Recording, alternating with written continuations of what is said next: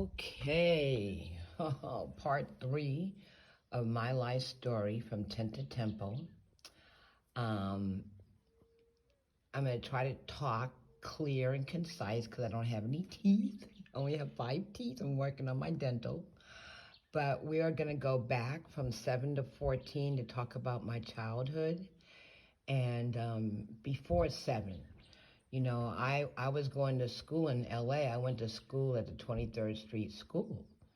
And we lived in a nice house right near where Marvin Gaye had his house with his family, where he got shot at, near Normandy and Adams. That's where we lived at. And I can remember going to elementary school and being very happy. My mom had just had a little baby boy, and everything seemed fine. And then my parents started to fight. And then I found out that my brother was my brother, but he wasn't my father's son.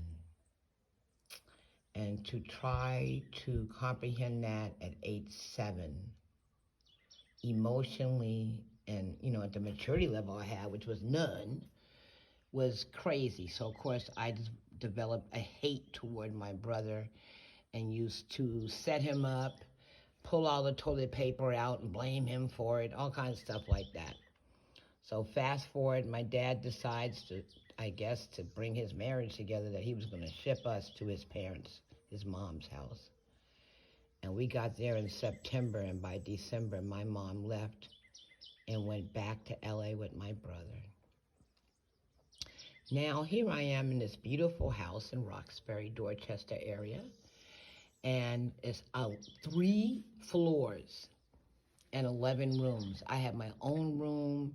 We had a piano in that house, a dining room, a kitchen, a living room, a backyard. My grandmother used to make wine back there. She had a grapevine back there, in the backyard. And I'm going to school, and it's the 60s. And Motown is at its height, boy. And, we're listening to the radio at night when we're supposed to be asleep. And listening to all the rock and roll songs and all the love songs and all the revolutionary songs of the 60s. And then FM came out. And then the Vietnam War came, and we started to demonstrate. After all the murders of John F. Kennedy, Robert F. Kennedy, Martin Luther King, we started to demonstrate against the war and everything. And I was a student, but I left school to demonstrate at the park. And so I dropped out of school, and a friend of mine reached out to me. She said, hey, I go to a private school, and they're giving out scholarships. I can get you in. They need a few more black people. So she got me into Palfrey Street School in Watertown, Mass. in my junior year of school. And there is where I met Robert F. Kennedy Jr. I can't tell you about anything I learned at that school because all we did was take LSD and smoke weed and laugh and giggle and just be ridiculous. It was terrible. I ended up dropping out of that school and taking my GED. I took my GED. I started working. I dropped out of school and started working at Filene's Basement. My family didn't even know I wasn't going to school yet. They thought I was going to school. So I would get up in the morning and dress like I was going to school, but really I was going to work. And by the time they found out that I was working and not going to school, it was too late. I had to fight with my family about everything. My afro, they thought I was losing my mind. She's wearing an afro, she's not combing her hair. They called my cousin, who was a dancer, and he said, look, as long as she's going to school, leave her alone, My cousin was, at that time, married, remarried, because he got married once, that didn't last. So then he got remarried to his wife, Myrna, and they were dancers on Broadway. And somehow that marriage fell apart after 2 children. And I found out that my cousin was gay or bisexual. And that really made me curious because I was hanging out with a bunch of gay kids with my new boyfriend. And even though we were straight, we were hanging out at all the gay clubs. So when I heard out that my cousin was gay, I was like, we got to connect with him. So we went to New York to visit him, and we told him how much we loved him and that we were part of the gay community, and it was all good. We want to be like you when we grow up.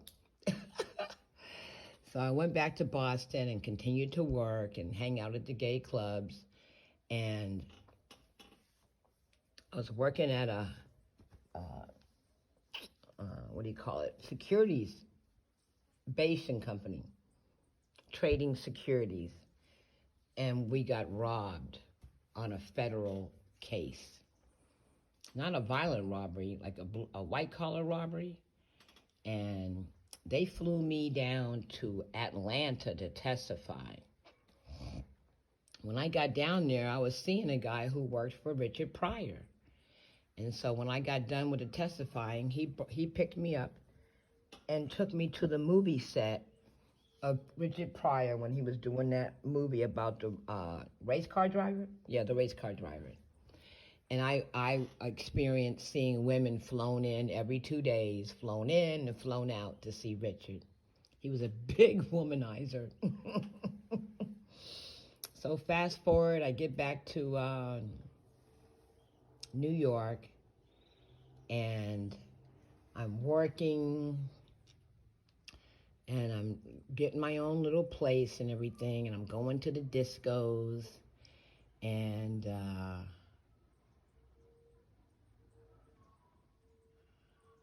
somewhere in there, I left and went to California.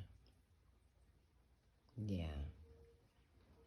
I was getting into some problems in New York, partying too much, and I decided I'm going to go to California and, hang out with my dad and my sister and everybody, my mom. And so I was about 23 years old, and I decided to move to Cali. And so that's the end of this story for now. We're about 21, 22, and we're moving to Cali. Yep, running away from drugs, and ran right into more drugs.